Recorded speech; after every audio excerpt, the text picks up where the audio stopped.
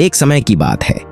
पहाड़ों और खेतों से घिरे एक छोटे से गांव में एक लड़का रहता था जिसका नाम था किशन। गांव बहुत सुंदर था। चारों तरफ हरियाली, मिट्टी की खुशबू और सुबह सुबह पक्षियों की आवाजें सुनाई देती थीं। लेकिन उस सुंदर गांव में किशन की जिंदगी बिल्कुल भी सुंदर नहीं थी। उसकी उम्र सिर्फ 16 साल थी, मगर उसकी आंखों में बचपन की जगह जिम्मेदारियों का बोझ दिखाई देता था। कुछ साल पहले एक बीमारी ने उसके माता पिता को उससे छीन लिया था। अब वह गांव के किनारे बनी टूटी हुई झोपड़ी में अकेला रहता था। गांव वाले उससे ज्यादा बात नहीं करते थे। कुछ लोग उसे मनहूस समझते थे तो कुछ बस दया दिखाकर आगे बढ़ जाते थे। किशन को समझ आ गया था कि अगर उसे जिंदा रहना है तो खुद मेहनत करनी होगी। गांव में ही एक आदमी था जिसका नाम था धनपाल। उसका छोटा सा डेयरी का काम था। उसके पास कई गायें और भैंसें थीं। किशन ने उसके पास जाकर काम मांगा। धनपाल ने पहले तो मना कर दिया, लेकिन फिर सस्ते मजदूर के लालच में उसे रख लिया। शुरुआत में किशन सिर्फ बाड़ा साफ करता था, जानवरों को पानी पिलाता था और कभी कभी चारा डाल देता था। लेकिन धीरे धीरे काम बढ़ने लगा। अब उसे सुबह 4 बजे उठना पड़ता, दूध के डिब्बे उठाने पड़ते, जानवरों को नहलाना पड़ता और ऊपर से दिन में 2 बार चाय भी बनानी पड़ती। पूरा दिन मेहनत करने के बाद भी उसे बहुत कम पैसे मिलते थे, मगर किशन चुप रहता। रात को अपनी झोपड़ी में लौटता, सूखी रोटी खाता और आसमान को देखकर सोचता, क्या मेरी जिंदगी हमेशा ऐसी ही रहेगी? समय बीतता गया। एक दिन धनपाल एक नई भैंस खरीद कर लाया। उसने किशन से कहा, देख, इसकी खास देखभाल करना, ये बहुत महंगी है। किशन ने पूरी मेहनत से उसकी सेवा की, लेकिन कुछ दिनों बाद अचानक भैंस बीमार पड़ गई।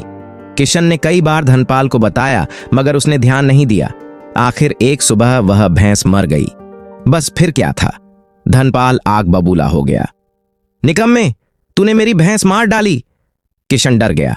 उसने कहा, मालिक, मैंने कुछ नहीं किया। लेकिन धनपाल ने उसकी एक ना सुनी और उसे तुरंत काम से निकाल दिया। उस रात किशन बहुत रोया। उसे लग रहा था जैसे पूरी दुनिया उसके खिलाफ हो गई हो।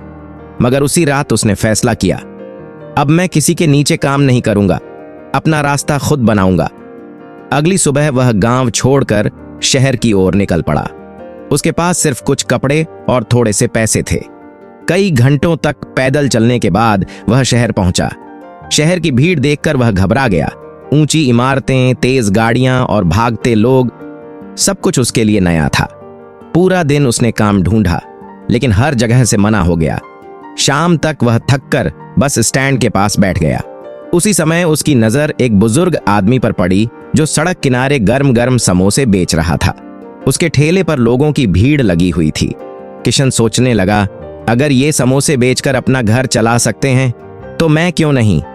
उसे अचानक याद आया कि उसकी माँ बहुत स्वादिष्ट चाय बनाती थीं और उसने उनसे चाय बनाना सीखा था।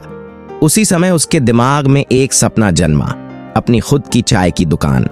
लेकिन उसके पास पैसे नहीं थे, इसलिए अगले दिन से उसने रेलवे गोदाम में मजदूरी शुरू कर दी।